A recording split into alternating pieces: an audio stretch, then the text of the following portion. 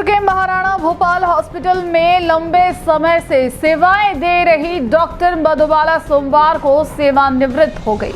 Doctor Madhubala ने 38 सालों तक अपनी सेवा दी है, जिसमें 29 वर्षों तक एमबी हॉस्पिटल में सेवाएं दी है और उनके सम्मान में 30 जून को एक सादगीपूर्ण लेकिन भावुक विदाई समारोह आयोजित किया गया। समारोह में अस्पताल स्टाफ ने डॉक्टर मधुबाला को माला पहनाकर, शॉल ओढ़ाकर और स्मृति चिन्ह भेंट कर सम्मानित किया। इस दौरान कई डॉक्टर और सहकर्मी भावुक हो उठे।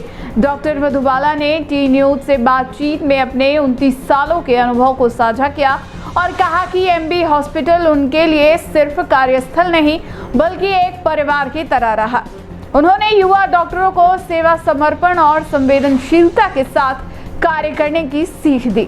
इस भावुक मौके पर कई वरिष्ठ चिकित्सक और स्टाफ सदस्य उपस्थित रहे, जिनमें प्रमुख रूप से डॉक्टर बबीता कनवट, सुशीला खोईवाल, सुधा गांधी, संगीता सेन, राधा रस्तोगी, सावित्री वर्मा, रचना जैन, अनुराधा खन्ना, प्रकाश जैन और भुवनेश जैन शामिल रहे।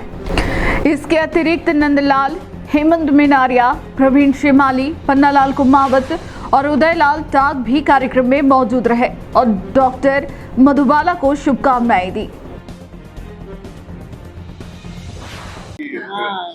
आपके 38 साल के आपको में बहुत बहुत बधाई हो।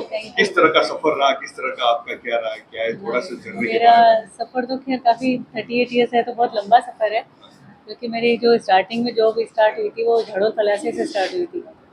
उस समय अकाल पड़ रहा था, बहुत बड़ी प्रॉब्लम थी, पानी की बहुत बड़ी समस्या थी। फिर वहाँ से मेरा ट्रांसफ़र देवगढ़ हो गया था। देवगढ़ से मैं भिलवाड़ा गई, भिलवाड़ा से नाथद्वारा आई, नाथद्वारा से बीकानेर और फिर लास्ट मेरा 96 में मैंने यहाँ से अपनी जर्नी स्टार्ट करी है। एज ए असिस्टेंट प्रोफेसर मैंने यहाँ ज्वाइन किया, फिर मैं प्रमोट होती हुई सीनियर प्रोफेसर यहाँ पे।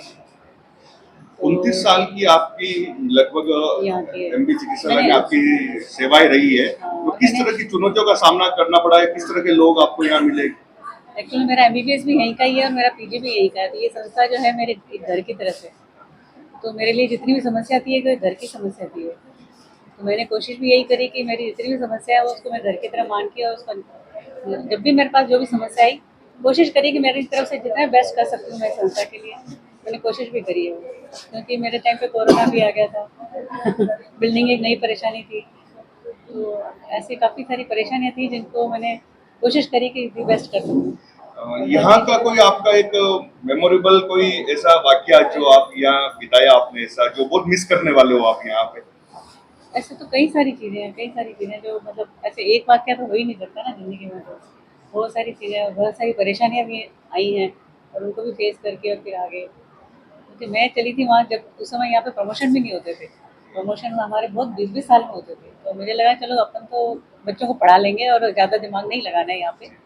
पर ठीक है, भगवान का साथ बहुत ज़्यादा रहा, तो समय पे प्रमोशन भी मिलते रहे, हर चीज़। मतलब मैं ये कहूँगी कि मेरे पे भगवान का बहुत बड़ा आशीर्वाद था, बहुत बड़ा आशीर्वाद। और जितनी भी समस्या थी वो मतलब कई बार तो ऐसा लगता था कि है ना कि ये इसका कुछ नहीं है, पर वो किस तरह से चमत्कार होता था, सोल्यूशन निकल आता था।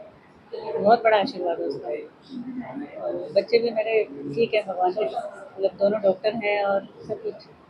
और सब लोगों का, हमारे खासों से पूरे डिपार्टमेंट का और सारे डॉक्टर्स का, रेजिडेंट डॉक्टर्स का, सबका बहुत सहयोग रहा है हर जगह, हर जगह। कभी कोई परेशानी ऐसी नहीं आई कि जिसका मैं मतलब कुछ ऐसा लगे मुझे। बहुत सारी चीज़ें हैं और बहुत याद हैं, बहुत सारी। एक वाक्य तो हो ही नहीं सकता कई सारी चीज़ें। और सभी जितने भी सीनियर फैकल्टी है, सबको कभी भी कोई परेशानी होती थी, सबको एक साथ ले लेते थे, पूछ लेती थी वे कैसे सॉल्यूशन निकालें इसका। क्योंकि समस्या तो डेफिनेटली आनी, बिल्डिंग इतनी बड़ी समस्या थी, वार्ड शिफ्ट करना, सब कुछ यहाँ से सामान इधर इधर उधर। ओपीडी हमारा पहले उधर चलता था, वहाँ से इधर की शिफ्टिंग भी हम लोगों ने करवाई है सारी। यहाँ पे अपन आराम से चला पाएंगे। ये सारी जगह को सेलेक्ट करना, कोविड पहले फिर नया उसमें ज़िंदगी के चैलेंजेस तो आए, ऊपर भगवान का साथ, बाकी सारे स्टाफ, सभी डॉक्टर्स का, सभी का सहयोग बहुत मिला मुझे। कभी कोई परेशानी किसी ने यूँ नहीं कहा कि नहीं मैडम ऐसा नहीं होगा, और सहयोग से ही अपन चल पाते हैं, ये मेरा मानना है।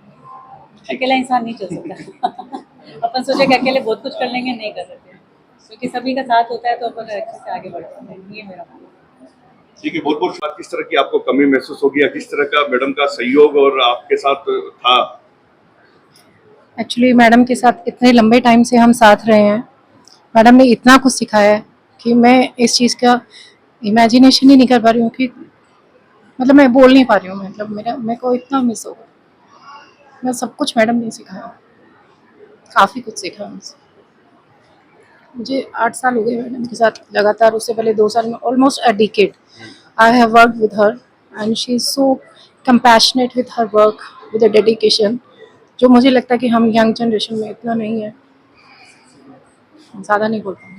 तो मैडम ने बच्चे की तरह रखा है पूरे, मतलब हमारे जो ऑफिस स्टाफ है उनमें सबको एक ऐसा लगा, एक मतलब कि ये हमारे पूरे सुपरटेंडेंट के हिसाब से जो इन्होंने काम किए हैं, माइंड ब्लोइंग काम है।